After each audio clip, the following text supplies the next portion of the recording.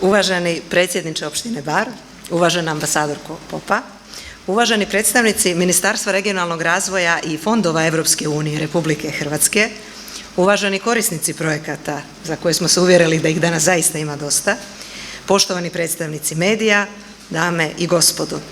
U trenutku kada sa novim metodološkim pristupom i revidiranom metodologijom pregovora sa Evropskom unijom Crna Gora ulazi u novu fazu procesa pregovora, prava je prilika da još jednom ukažemo na značaj konkretnih koristi od procesa pristupanja Evropskoj uniji. U ovom slučaju kroz projekte evropske teritorijalne saradnje koja kao koncept predstavlja suštinski podsticaj procesu evropske integracije i našim sveukupnim zajedničkim naporima.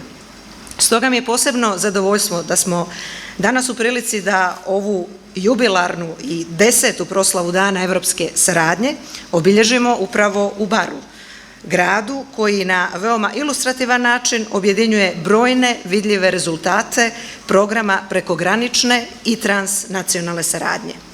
Ovaj primjer predstavlja dodatnu afirmaciju modela koji zemljama u procesu pristupanja, dakle nama, državama kandidatima, pruža mogućnost da uzajamno razmjenjuju iskustva i znanja i da kroz saradnju sa državama članicama Evropske unije, poput Hrvatske, usvajaju evropske standarde u različitim oblastima.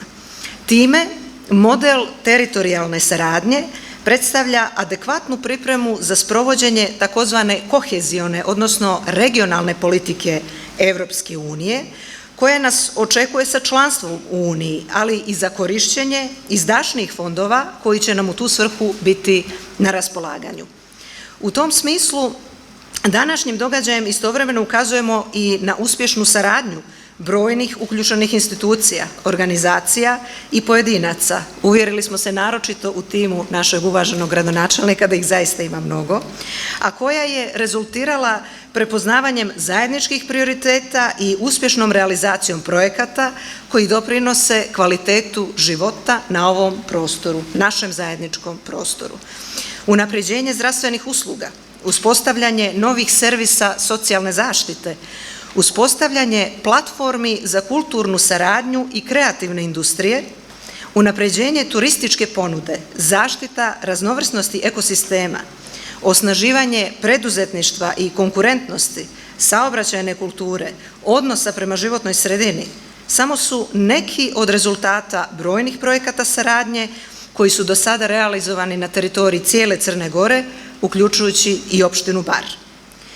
Dozvolite da podsjetim da je kvalitetnim projektima koje je Crna Gora realizovala u periodu od 2007. do 2013. godine uspostavljena valjana platforma i za tekuću finansijsku perspektivu, dakle 2014-2020, kada kroz 9 programa prekogranične saradnje, organizacije i institucije Crne Gore s istim entuzijazmom sprovode ukupno 240 projekata vrijednosti preko 270 miliona eura. U tom smislu dodatno nas obavezuje geslo Dana evropske saradnje koje glasi: zajedničke granice nas zbližavaju, a koje šalje poruku o značaju našeg učešća i doprinosa ukupnom konceptu evropske teritorijalne saradnje. Tome svjedoči i izložba učeničkih radova koju ovom prilikom otvaramo, a koja nas podsjeća da ovi mladi ljudi imaju velika očekivanja od nas, ne stoji u govoru, ali od nas, od ukupnog procesa i naše posvećenosti u realizaciji projektnih ideja. Uvjerena da će generacije koje dolaze sasvim izvjesno osjetiti rezultate evropskog zajedništva kroz teritorijalnu saradnju, zahvaljujem što ste se odazvali našem pozivu da svojim učešćem uveličate ovu svečanost. Hvala vam.